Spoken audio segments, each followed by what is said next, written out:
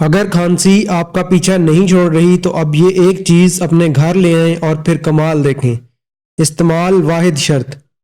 پاکستان سمیت دنیا بھر میں بیماریوں پر قابو پانے کے لیے شہریوں کی بڑی تعداد مہنگی ترین ادویات خریدتی ہیں۔ ان ادویات کو کھانے کے باوجود شہریوں کی بڑی تعداد کو کوئی افاقہ نہیں ہوتا، تاہم کچھ لوگ دیسی ادویات کو استعمال کر کے شفا پا جاتے ہیں۔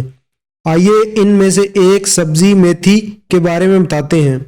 میتھی کے استعمال سے خون کی کمی دور ہوتی ہے۔ برصغیر میں خوشبودار اور خوش ذائقہ پکوان کے لیے میتھی کا استعمال عام ہے۔ عربی میں میتھی کو حلبہ کہتے ہیں، جو معدنی نمکیات، فولاد، کیلشیم اور فاسفورس سے بھرپور ترکاری ہے۔ میتھی کی افادیت سے متعلق متعدد احادیث اور روایات بھی بیان کی جاتی ہیں، جن کے مطابق یہ ترکاری مختلف امراض میں نافع اور علاج معالجے میں مؤثر ہے۔ تازہ میتھی کی خوشبو تیز نہیں ہوتی، لیکن پھول آنے کے بعد جب اس کے پتوں کو دھوپ میں سکھایا جاتا ہے تو یہ بہت خوشبو دیتی ہے۔ طبی ماہرین نے میتھی کے جوشاندے کو حلق کی سوزش، ورم اور سانس کی تکلیف میں نافع بتایا ہے۔ یہ کھانسی کی شدت کو بھی کم کرتی ہے۔ میتھی کو پھیپھڑوں کی سوزش، ہڈیوں کی کمزوری دور کرنے، خون کی کمی اور جوڑوں کے درد میں بھی ماہر طبیب استعمال کرواتے ہیں۔ طبی ماہرین کے مطابق یہ اعصابی تھکاوٹ دور کرنے میں مؤثر ہے۔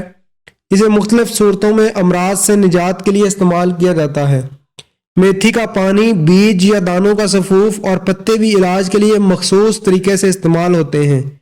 میتھی کا ساگ ہمارے یہاں بہت مشہور ہے، جو کمر درد، گینٹھیا، ریشے، لکوہ اور فالج جیسے امراض میں مؤثر ثابت ہوتا ہے۔ میتھی کا استعمال چہرے اور بالوں کے لیے بھی فائدہ مند ہے۔ اس کے بیجوں کو رگڑ کر ہفتے میں 2-3 بار سر دھویا جائے تو بالوں کی لمبائی بڑھتی ہے، جبکہ کیل مہاسوں کے علاج کے لیے میتھی کے بیجوں کو پیس کر مخصوص مقدار میں گلیسرین میں ملا کر سوتے وقت چہرے پر لگانے سے نجات مل جاتی ہے۔ طب و حکمت سے متعلق مختلف کتب میں لکھا گیا ہے کہ میتھی بالوں کو چمکدار بناتی ہے اور انہیں گرنے سے روکتی ہے۔ اگر آپ نے ہمارے چینل کو ابھی تک سبسکرائب نہیں کیا تو آپ سے گزارش ہے ہمارے چینل کو ابھی سبسکرائب کر لیں اور ساتھ بیل کے بٹن کو بھی کلک کر لیں تاکہ ہماری نئی آنے والی ویڈیوز آپ تک ٹائم سے پہنچ سکیں۔